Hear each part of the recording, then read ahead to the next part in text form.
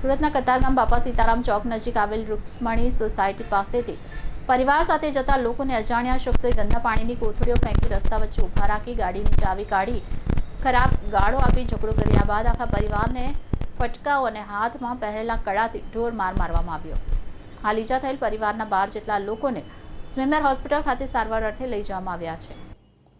બનાવ અંગે પ્રાપ્ત વિગત મુજબ પરિવાર પોતાના વાહનમાં ક્યાંક જઈ રહ્યો હતો ત્યારે સામે યુવકોએ તેમની સાથે ઝઘડો કરવાનું શરૂ કર્યું હતું।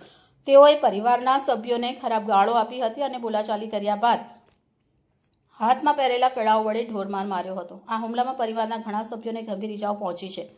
ઘટનાની જાણ થતાં સ્થાનિક લોકો દ્વારા પોલીસ અને એમ્બ્યુલન્સને જાણ કરવામાં આવી હતી। હાલમાં ઈજાગ્રસ્ત પરિવારના 8 થી 12 જેટલા સભ્યોને સારવાર અર્થે સ્મીમેર હોસ્પિટલ ખસેડવામાં આવ્યા છે, જ્યાં તેમની સારવાર ચાલી રહી છે। આ ઘટનાથી વિસ્તારમાં ભારે ચકચાર મચી ગઈ છે। પોલીસે આ અંગે ગુનો નોંધી ગુનેગારોની શોધખોળ શરૂ કરી છે। પ્રાથમિક તપાસમાં આરોપી અને પીડિત પરિવાર વચ્ચે અગાઉથી કોઈ દુશ્મની હોવાનું સામે આવ્યું નથી। પોલીસે વિસ્તારના સીસીટીવી ફૂટેજ કબજે કરી વધુ તપાસ હાથ ધરી છે।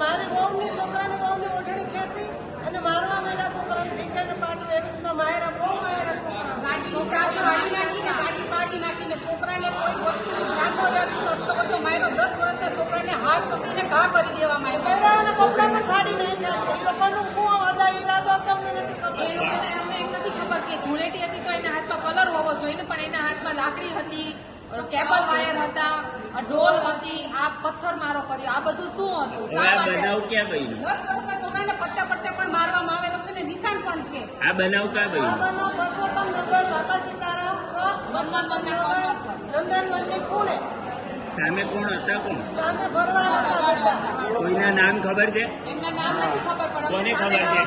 ચહેરા બધા અમે ઓળખી જશું। એમાં 2-3 ના નામ છે ખબર।